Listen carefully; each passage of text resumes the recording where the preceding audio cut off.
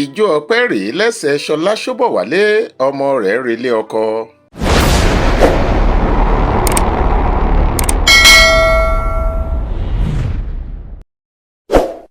béèyàn bá pàdé gbajúmọ̀ òṣèrébìnrin ilẹ̀ wa nì Ṣọla Ṣobọwale níbi tó ti fẹsẹ̀ rajó tàbí téèyàn wo fídíò rẹ̀ níbi tó ti ń jíjó ọpẹ́ lórí ẹ̀rọ ayélujára kò gbọ́dọ̀ yààyàn lẹ́nu rárá.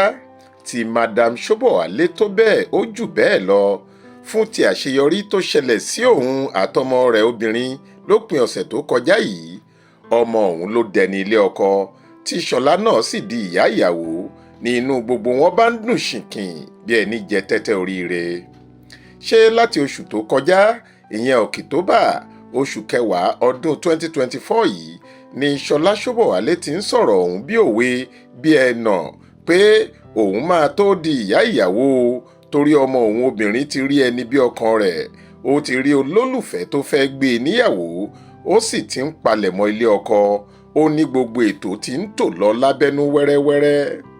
Àmọ́ lọ́jọ́ àìkú Sunday ọjọ́ kẹta oṣù kọkànlá ọdún 2024 òṣèré tó jáfáfá lóko eré yìí gbé fídíò ìfọmọfọ́kọ náà sórí ìkànnì Instagram rẹ̀ pẹ̀lú oríṣiríṣi fọ́tò rírẹwà tí tọkọtaya náà yà láti fi hàn pé ọmọ náà ti kúrò lórí igbá, kò sáàyè fún abẹ́lẹ́jayán kankan mọ́, ọkọ ìyàwó ti mú ìyàwó rẹ̀, òrùka ti dọ́wọ́ ná.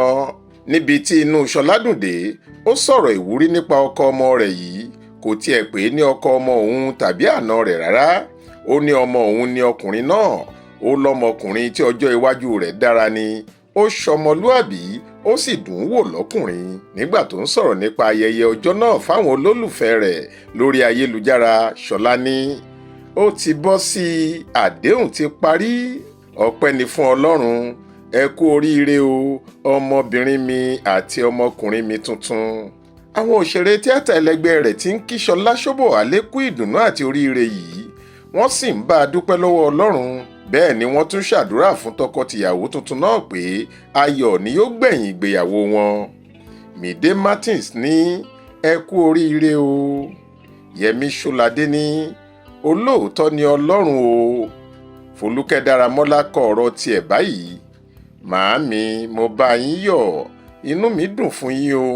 Mọ́mì, ẹ jèrè gbogbo wọn lórúkọ Jésù, àmín. Fathia Balógun ní ẹ kú oríire náà. Adẹ́rìn-pòṣónú ni Wálé Akóredé tí ọ̀pọ̀ èèyàn mọ̀ sí Òkúnnù sọ pé Ọlọ́run tóbi lọ́ba, ó máa ń dúró ti àwọn tiẹ̀ nígbà gbogbo ni, òun ló ní gbogbo ògo. Lẹ́ẹ̀kan sí ẹ kú oríire mà. Báyìí ni àwọn olólùfẹ́ ìyá ìyàwó tuntun yìí ń kí i, wọ́n sì ń bá a yọ̀. Faith Adébọ́lá ló kàròyìn yìí fún Ìta Fàájì.